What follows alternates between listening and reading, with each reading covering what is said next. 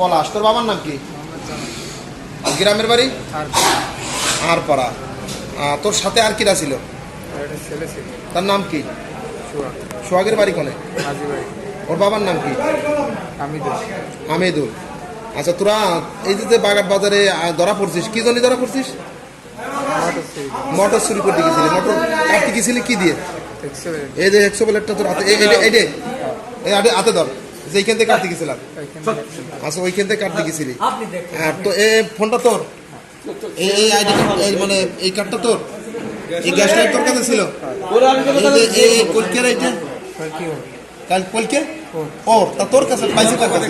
মানে পাইছে আমার কাছে। আচ্ছা, পাইছে তোর কাছে, কিন্তু ওরটা ছিল তোরা দুইজনে খাইছিস। খাওয়ানোর পরে কলকে তোর পকেটেই তুলছিস, এই তো। আর এই যে মোটর কাটতে গেছিলি, এই কাটা একেবারে স্পটের থেকেই তোরে ধরছে।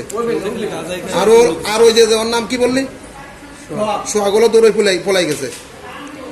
আচ্ছা, এই দুজনই তো ছিলি, আর কেউ ছিল না?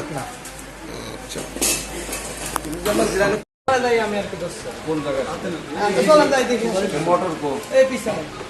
খুলে ফেলছিল, লাগানোই রয়েছে।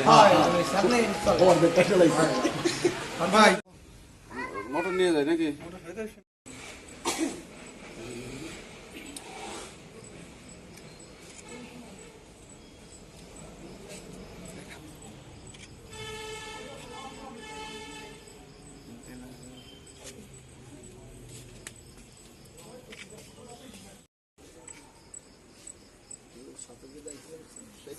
থাকো কোথায়?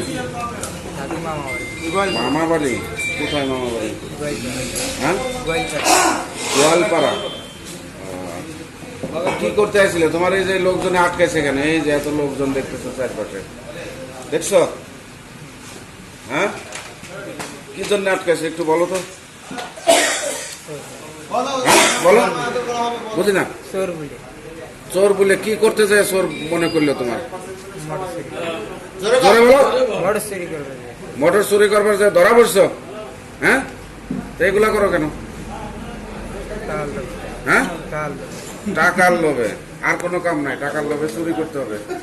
একটা পানের দোকান দিয়ে বসলে তো তোর মতো ছেলে প্রতিদিন 300-400 টাকা ইনকাম।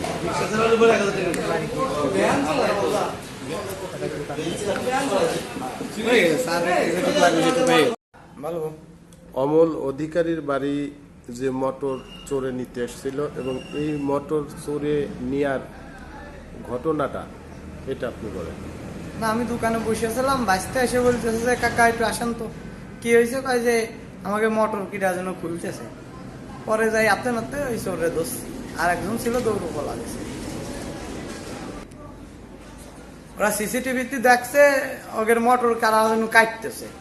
পরে বাঁচতে দৌড় দেয়, এসে আমার ডাক দিচ্ছে, ডাক দেওয়ার পরে যাইয়ে ওই হাতে নাতে চোর ধরছি। আর একজন ছিল দৌড় পলাইছে।